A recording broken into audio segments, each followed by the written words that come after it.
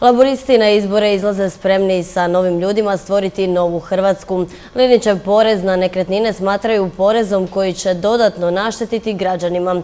Protiv su i sramotnog prijedloga vlade o minimalnoj plaći koja bi trebala iznositi 2814 kuna. Odaslan je odgovor onima koji tvrde kako laburistima više odgovara oporbena pozicija. Ako smo do sada kandidirali 98 ljudi za izvršnu vlast i neposredno pred građane, birače s njima izlazimo, onda je to samo dokaz da ti koji nas tako pokušavaju omalovažiti ili lažu ili su zločesti. Na izbore izlaze samostalno, odlučno poručuju ne koaliciji sa SDP-om. U Rijeci i županiji očekuju uspjeh. Ponosan sam što sam danas i ovdje u Rijeci, gdje kandidaturom profesora Šustara idemo u bitku za s novim ljudima, za novu politiku u Rijeci, o kolegom Maračićem u Primorsko-goranskoj županiji.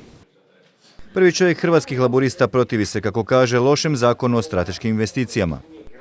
Ako Jadranka Kosor nije znala ponuditi strategiju, zašto premijer Milanović ne zna napisati strategiju i ponuditi Saboru? Porez na nekretnine, ističe Lesar, biti će usvojen u Saboru, ali bez podrške laburista. Financijska moć vlasnika ne odgovara vrijednosti određene nekretnine.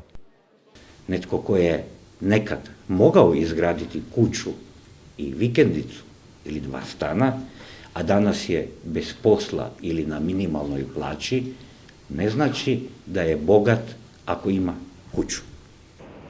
Ogorčeni su laburisti minimalnom plaćom koja će umjesto potrebnih 40 biti tek 36% redovne plaće.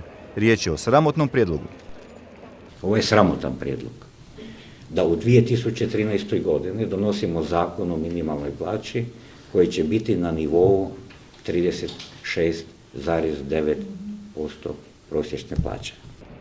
Na lokalnoj i regionalnoj razini s razlogom su velika očekivanja. Sve je veći interes i podrška građana. Članstvo nam raste iz dana u dan. Najavljeno je osnivanje još nekoliko ogranaka u općinama i gradovima, pa po svemu sudeći to neće biti konačan broj kandidata i lista za predstavnička tijela u Primorsko-goranskoj županiji.